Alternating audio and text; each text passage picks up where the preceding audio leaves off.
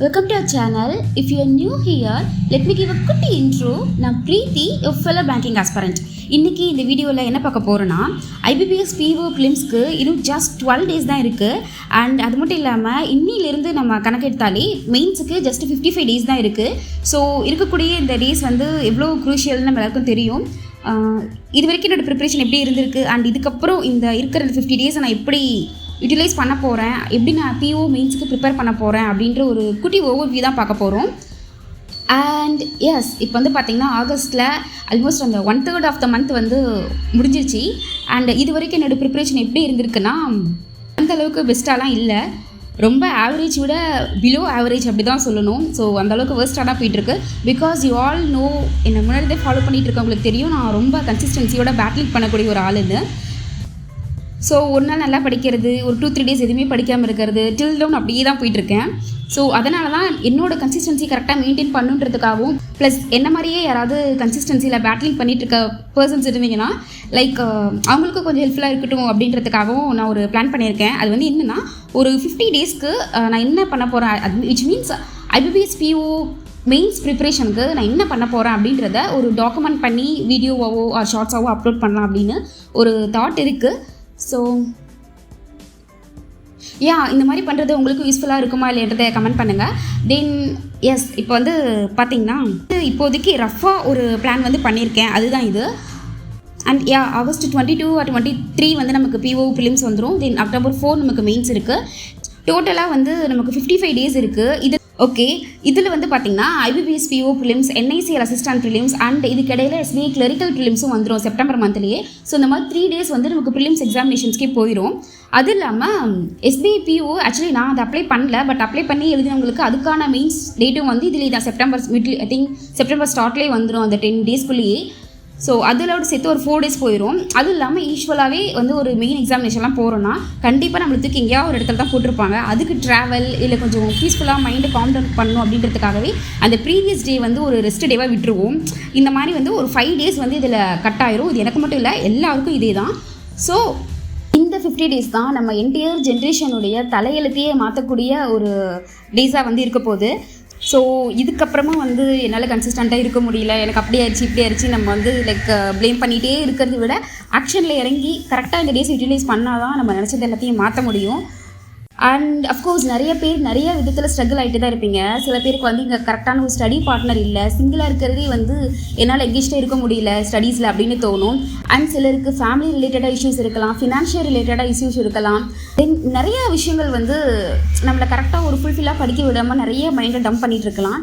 But எதாக இருந்தாலும் சரி, இந்த ஒரு 50 days நம்ம இதெல்லாம் தள்ளி வச்சுட்டு ஃபுல் ஃபோக்கஸ்டாக படித்தா டெஃபினெட்லி இது எல்லாத்தையும் அந்த டக்குன்னு மாற்றிடும். ஓகே, இந்த 50 days வந்து நான் பர் டேக்கு அட்லீஸ்ட் 8 hours படிக்கணும்னு நினச்சிருக்கேன். அண்ட் எல்லோரும் சொல்லுவாங்க நான் 13 hours படித்தேன், 14 hours படித்தேன் அப்படின்னு. மேக்ஸிமம் டாப்பர்ஸ்லாம் சொல்லி கேட்டிருப்பீங்க. நானும் இந்த மாதிரி டைம் டேபிள்லாம் போட்டிருக்கேன். பட் என்ன ஆகுனா, அது 1 day 2 day தான் வந்து ஃபாலோ பண்ண முடியும். அதுக்கப்புறம் ஒரு மாதிரி ஓவராக எக்ஸாஸ்ட் ஆகி ஒரு கம்ப்ளீட் அடுத்து ஒரு 4 நாள் எதுவுமே 0 hours இருக்கும் லிட்ரலி. ஸோ அந்த மாதிரி போகிறதுக்கு லைக் நம்ம ஸ்கூல் காலேஜ்லாம் படிக்கும்போது அந்த 8 hours 9 hours கரெக்டாக படிப்போம்ல, அந்த school hours I think 8 hours தான் இருக்கும், லைக் மார்னிங் 9 to 4 அந்த மாதிரி.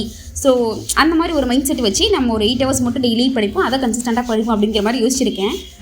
தென் இதில் வந்து மேஜராக நான் இன்க்ளூட் பண்ண விஷயம் என்னென்னா, கைட்லியில் PDF கோர்ஸ் வந்து இருக்கும்.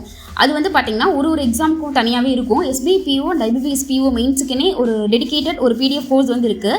அதோட டியூரேஷனை வந்து 50 days தான். ஸோ ஆல்ரெடி நான் அதில் 1 day மட்டும் தான் போட்டிருப்பேன். அதுக்கப்புறம் எனக்கு கோட்டோட மென்டார் வந்து வேறு டெஸ்ட் எடுக்க சொன்னாங்க. அதில் கொஞ்சம் டைவர்ட் ஆகிட்டேன். பட் சம்வாட் அது எனக்கு ஓகே, அதை விட எனக்கு இதுதான் பெட்டராக இருக்குன்னு தோணுச்சு. ஸோ அதனால் நாளையிலிருந்து நான் இதை தான் ஃபாலோ பண்ண போகிறேன்.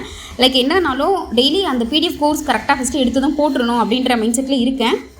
இது வந்து பார்த்திங்கன்னா ஆப்டி, இங்கிலீஷ், ரீசனிங் இந்த 3 சப்ஜெக்ட்டுக்கும் இருக்கும். ஈச் 20 minutes வந்து இருக்கும். ஒரு மினி மெயின்ஸ் டெஸ்ட் மாதிரி இதை எடுத்துக்கலாம். இதில் போத் PDFும் இருக்கும், டெஸ்ட்டும் இருக்கும், ப்ளஸ் வந்து வீடியோஸும் கொடுத்துருப்பாங்க. வீடியோ வந்து ஆக்சுவலி ஹிந்தியில் தான் இருக்கும், தமிழில் இருக்காது. தென் இந்த 12 days லைக் அந்த PO பிலிம்ஸ் முடிகிற வரைக்கும் நான் வந்து மெயின்ஸ் டெஸ்ட்லாம் நான் எதுவும் போட போகிறதில்ல, ஜஸ்ட் இந்த PDF கோர்ஸ் தான் எடுக்கலான்னு இருக்கேன். இன்ஸ்டட் PO பிலிம்ஸே டெய்லி 2 எடுப்போம் அப்படின்னு இருக்கேன். எனக்கு தெரியும் பிலிம்ஸ் வந்து ஈஸியாக கிளியர் ஆகிடுவேன் எனக்கு. ஆனால் இருந்தாலும் அந்த ஸ்பீடு வேணும். பிகாஸ் NICL அசிஸ்டண்ட்டோட மெயின்ஸே வந்து பார்த்தா PO பிலிம்ஸ் லெவலில் தான் இருக்கும் ஆக்சுவலாக. அது வந்து நம்ம எவ்வளோ ஸ்பீடாக போடுறோம் அக்யூரஸியோட அப்படின்றது தான் கேமி. ஸோ டெய்லி 2 பிலிம்ஸ் எடுப்போம் அப்படின்னு இருக்கேன். இது வந்து நான் கோட்டில் வந்து டெய்லி ஷெடியூல் போயிட்டுருக்கிறதுல ஒரு ஃபிலிம்ஸும் அண்ட் இன்னொரு ஃபிலிம்ஸ் வந்து இதர் ஓபி ஆர் ப்ராக்டிஸ் மார்க் இல்லை ஸ்மார்ட் கீடா இந்த மாதிரி பிளாட்ஃபார்ம்ஸில் மாற்றி மாற்றி எடுக்கலாம் அப்படின்னு இருக்கேன். தென் எஸ் 4 மந்த்தோட சிஏ வந்து நான் டார்கெட்டாக வச்சுருக்கேன். என்னால் அந்த 6 மந்த்ஸ் 7 மந்த்ஸ்லாம் டம்ப் பண்ண முடியாது. As you all know already என்னோடய மேஜர் வீக்னஸே அந்த கரண்ட் அஃபேர்ஸ் தான். ஸோ ஒரு 4 மந்த்ஸ் தான். இதுவே நான் இது வரைக்கும் ப்ராப்பராக கரெக்டாக டெய்லி படிச்சிருக்கேனா இல்லை, பிகாஸ் ஜூனில் ஒரு ஃபஸ்ட் வீக் நான் வீடியோ ஆக்சுவலாக ஷார்ட்ஸாக இருக்கும் வீடியோ வந்து மேக் பண்ணுறதுக்காக 1 வீக் கரெக்டாக படித்தேன். அப்புறம் அதுவும் சம்வாட் கரெக்டாக கிளிக் ஆகலை. ஸோ அப்படியே விட்டுட்டேன், கேப் ஆயிடுச்சு. எகெயின் ஒரு 22 23 அந்த மாதிரி ஒரு டேஸில் ஒரு 4-5 நாள் படிச்சிருப்பேன். அது ஒரு ப்ராப்பர் ரிவிஷன் எல்லாம் போயிடுச்சு. ஜூலை ஆரம்பித்து அதே கதை தான். லைக் 10 டேஸ் படிச்சுட்டு விட்டுட்டேன். எகெயின் இப்போ ஆகஸ்ட் ஸ்டார்ட் ஆகி டில்னு நான் ஆகஸ்ட் அந்த டெய்லி சிஏ பெருசாக படிக்கவே இல்லை. ஜூலையோட பெண்டிங் முடிச்சுட்டு வந்தலான்ட்டு அப்படியே போயிட்டுருக்கு. நான் என்ன பண்ணிகிட்ருக்கேன்னு எனக்கே தெரியாத அளவுக்கு தான் சிஏ மோசமாக இருக்குது. ஸோ சிஏக்கு ஒரு ப்ராப்பர் அலைன்மெண்ட் வரணும். இந்த 50 டேஸ்க்குள்ளே தான் இந்த 4 மந்த்ஸும் நான் வந்து கவர் பண்ணி ஆகணும். அண்ட் இதுக்காக நான் இப்போதைக்கு பெருசாலாம் ஷெடியூல் போடல. எனக்கு டக்குன்னு இப்போ இருக்க பேக்லாக்ஸ் எல்லாம் முடிச்சுட்டு தென் ரிவிஷனுக்குன்னு தனியாக ஒரு ஷெடியூல் போட்டு அதை நான் ஃபாலோ பண்ணிட்டு இருக்கேன். அது நான் உங்களுக்கு ஃபியூச்சரில் அப்டேட் பண்ணுறேன். தென் இதுதான், நான் ரொம்ப பெருசாலாம் பிளான் போடலை. பிகாஸ் நிறைய வாட்டி ரொம்ப சூப்பராக பிளான் போடுவேன்.